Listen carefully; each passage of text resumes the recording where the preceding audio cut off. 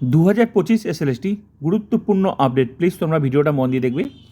OBC 7% ফ্রেশার্সদের, OBC 17% in সার্ভিসদের, মানে 2016 untainted টিচার্সদের, মানে যোগ্যদের যারা স্কুলে যাচ্ছে। আইন কি বলছে, সম্ভব কি? সুপ্রিম কোর্টের আমি একটা অর্ডার দেখাবো। আর রিসেন্ট তোমরা জানো আপার প্রাইমারি কাউন্সেলিং হলো, সেখানেও কিন্তু যতদূর জানি 17% নিয়েই তাদের কাউন্সেলিং হয়েছে। তাহলে সরকার কিন্তু এই মুহূর্তে 7% অ্যাপ্লাই করে দিয়েছে। তো তাদের ক্ষেত্রেও কি নতুন করে 7% বা তাদের ক্ষেত্রেও কি নতুন করে প্যানেল ক্যান্সেল হয়ে রিপ্যানেল হবে, বা নতুন করে কি তাদেরও কাউন্সেলিং হবে? তো সেটা সময় কথা বলবে। এই সমস্যাটা কি তাদেরও ক্ষেত্রে দেখা যাবে? তো আমি নতুন আপডেট দেখাচ্ছি আমি তোমাদের। কারণ আপার প্রাইমারি তো 17% নিয়েই তাদের কাউন্সেলিং হলো, রিসেন্ট হলো, অনেকজনেরই হয়েছে। তো সরকার তো এখন 7% করে দিয়েছে। এখন সমস্যা হচ্ছে 2025-এ 17% নাকি 7% হবে, সেটা আইনি পরামর্শ চলছে, সেটা চূড়ান্ত সিদ্ধান্ত হবে। কিন্তু তাদের ক্ষেত্রেও তো আপার প্রাইমারিও তো কাউন্সেলিং হলো, তো সেখানেও তো তারা 17% নিয়ে কাউন্সেলিং হয়েছে, তাহলে তাদের ক্ষেত্রেও তো ভবিষ্যৎ সমস্যা সৃষ্টি হতে পারে। তো দেখা যাবে। তো তোমরা আপডেটটা দেখো, এটা হচ্ছে সুপ্রিম কোর্টের অর্ডার আছে এখানে। এই অর্ডারে কি 2016 যোগ্যদের 17% কি থাকা সম্ভব কি সম্ভব না, অবশ্যই তোমরা কমেন্ট করে বলবে, ঠিক আছে? দেখো, সরকার তো 7% সরকার তো এখন করেই দিয়েছে 7%, ঠিক আছে? তো এখানে 2025-এ হবে কি হবে না সেটা চূড়ান্ত সিদ্ধান্ত হবে, তবে হওয়ার সম্ভাবনাই বেশি। তো এবার এর মধ্যে 2016-দের কি 17% রাখা সম্ভব কি সম্ভব না, সেটাও নিশ্চয়ই আইনি পরামর্শ নিয়ে যদি হয় তো হবে, আর যদি না হয় তো 7%ই হবে, মানে 7% তো হবেই। এবার বিষয় হলো ভাগ হবে কি না, সেটাই হচ্ছে সবচেয়ে বড় বিষয়। এটা সুপ্রিম কোর্টের অর্ডার, এখানে কিন্তু পরিষ্কার করে বলা আছে যে আনটেন্টেড টিচার্সদের কোনো ক্ষতি করা যাবে না নতুন রুলস প্রয়োগ করে। 2025-এর কোনো নতুন রুলস প্রয়োগ করে ক্ষতি করা যাবে 9, 10, 11, 12 টিচার্সদের। তো এই মুহূর্তে তাহলে 2025 এসএলএসটিতে তাহলে কি দুইভাবে হবে, যে ফ্রেশার্সদের 7%, মানে এই অর্ডারে, সুপ্রিম কোর্টের এই অর্ডারে কি আনটেন্টেড টিচার্সদের কি বাঁচার রাস্তা আছে? ওবিসিদের 17% নিয়ে তো প্যানেলটা হয়েছে, তো সেটা সময় কথা বলবে এখানে রাস্তা আছে কি না, ঠিক আছে? তো আরেকটা আমি আপডেট আমি দেখাচ্ছি।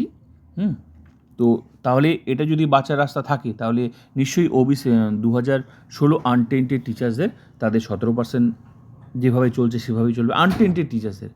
আর সরকার যেটা করেছে সেটা তো ওবিসি 7%, আর এখানে করবে বলেই তো স্টপ করে দিয়েছে। তাহলে হয়তো ফ্রেশার্সদের 7% হবে, আর ইন সার্ভিসদের যদি আইনের রাস্তা থাকে তো অবশ্যই হবে। হ্যাঁ, কারণ সরকার সেই বিষয়টা দেখবে। এই জন্য তো আইনি পরামর্শ নিচ্ছে।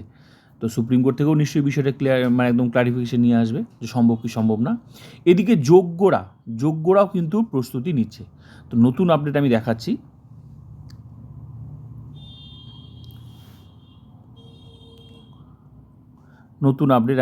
শেষে আমি যোগ্য মঞ্চের আমি এখানে যোগ্য শিক্ষক, ঠিক আছে, যোগ্য শিক্ষক শিক্ষিকা অধিকার মঞ্চের তরফে চিন্ময় মণ্ডল বলেন, সরকার সুপ্রিম কোর্টে সময় চাইবে, আমরাও সুপ্রিম কোর্টের দ্বারস্থ হয়ে প্রত্যেক যোগ্য শিক্ষকের চাকরি নিশ্চিত করার আবেদন জানাবো। এ বিষয়ে আমরা ইতিমধ্যেই পরিকল্পনা শুরু করেছি। যোগ্য শিক্ষকরাও এই মুহূর্তে প্রস্তুতি শুরু করে দিয়েছে।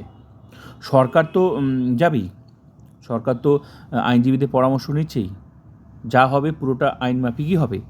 কিন্তু সাথে সাথে কিন্তু যোগ্যরাও কিন্তু সুপ্রিম কোর্টে কিন্তু যাচ্ছে যে তাদের চাকরি বাঁচানো সম্ভব কি সম্ভব না।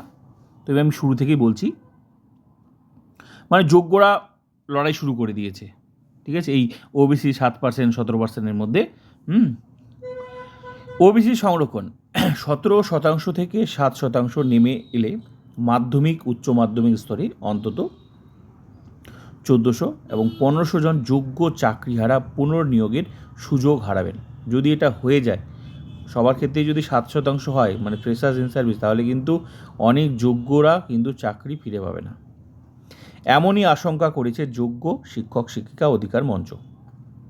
এই শিক্ষকরা ওবিসি সংরক্ষণ পেয়ে ইন্টারভিউ ডাক পেয়েছিলেন, তবে সেই প্যানেল পুনর্গঠন করার সিদ্ধান্ত নিতে চলেছে এসএসসি। নতুন করে রিপ্যানেল হবে, যেহেতু 7%। এবার বিষয় হলো, এমনিতেই প্রায় 1500 যোগ্য শিক্ষক লিখিত পরীক্ষার নম্বরের ভিত্তিতে ইন্টারভিউ ডাক পাননি, অনেকে ডাক পায়নি, ইন্টারভিউ ডাক পায়নি।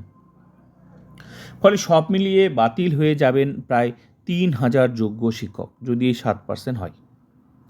বৃহস্পতিবার নিউ টাউনে কনভেনশন সেন্টারে এক অনুষ্ঠানে নিয়োগ প্রক্রিয়া স্থগিত রাখা নিয়ে প্রশ্ন করা হয় স্কুল শিক্ষামন্ত্রী দীপক বর্মনকে। তার বক্তব্য, আদালতের আদেশের ভিত্তিতে অনগ্রসর শ্রেণী কল্যাণ দপ্তর যে নির্দেশিকা জারি করেছে তার ভিত্তিতেই এই স্থগিতাদেশের সিদ্ধান্ত হয়েছে বলে তিনি জেনেছেন।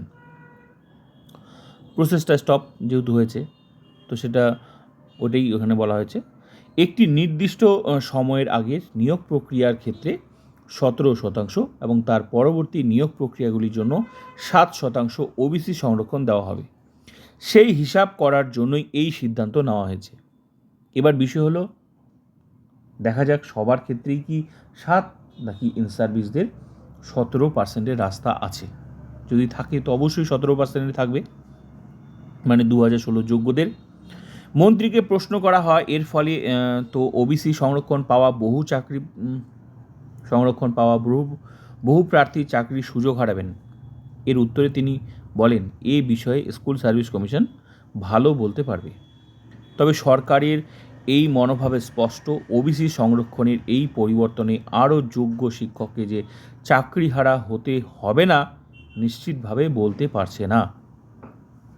যদি 7% হয় তো স্বাভাবিক, 17% নিয়ে প্যানেল তো অনেকেই তো বাদ চলে যাবে, আবার সেই চাকরিহারা হতে হবে যোগ্য শিক্ষকদের। ওবিসির যোগ্য শিক্ষক, সেটা আমি বললাম যে যোগ্য শিক্ষক শিক্ষিকা অধিকার মঞ্চের তরফে কিন্তু আইনি প্রস্তুতি শুরু করে দিয়েছে, তারাও সুপ্রিম কোর্টে যাচ্ছে এই বিষয়টা নিয়ে। মোট কথা, তাদের চাকরি সুনিশ্চিত করতে হবে। এবার আমি যে বললাম, সরকারও এবার আইনি পরামর্শ নিচ্ছে। যদি রাস্তা থাকে তো অবশ্যই হবে। এবার 7% নাকি আলাদা হবে, নাকি ফ্রেশার্সদের, ইন সার্ভিসদের, যদি আইনের রাস্তা থাকে তো অবশ্যই হবে। বাকিটা সময় কথা বলবে। আশা করি খুব তাড়াতাড়ি কিন্তু এই সমস্যাটা মিটে যাবে, খুব তাড়াতাড়ি। এদিকে যোগ্যরাও কিন্তু নিজেরাও কিন্তু প্রস্তুতি শুরু করে দিয়েছে। যোগ্যরাও স্বাভাবিক, একবার বিনা দোষে চাকরি চলে গেছে, আনটেন্টেড স্কুলে যাচ্ছে। সুপ্রিম কোর্ট নিজে বলেছে আনটেন্টেড, সুপ্রিম কোর্ট নিজে বলেছে আনটেন্টেড মানে হচ্ছে কি, সেটা তোমরা গুগলে সার্চ করে নিয়ে নেবে। যাদের আনটেন্টেড, অনেকে আবার আনটেন্টেড বলে না, ঠিক আছে? তো এই হচ্ছে অর্ডার। এই অর্ডারে যদি তাদের বাঁচার রাস্তা থাকে অবশ্যই তারা বাঁচবে, বাকিটা সময় কথা বলবে। এবার ফ্রেশার্সদের 7% নাকি ওবিসি কী বলে ইন সার্ভিসদের, মানে 2016 আনটেন্টেড টিচার্সদের 17%, সেটা কিন্তু সময় কথা বলবে। হতেও পারে, আবার নাও হতে পারে, আর হওয়ার সম্ভাবনা আছে। এই অর্ডার কিন্তু যদি বাঁচাতে পারে, দেখা যাক, বাকিটা সময় কথা বলবে।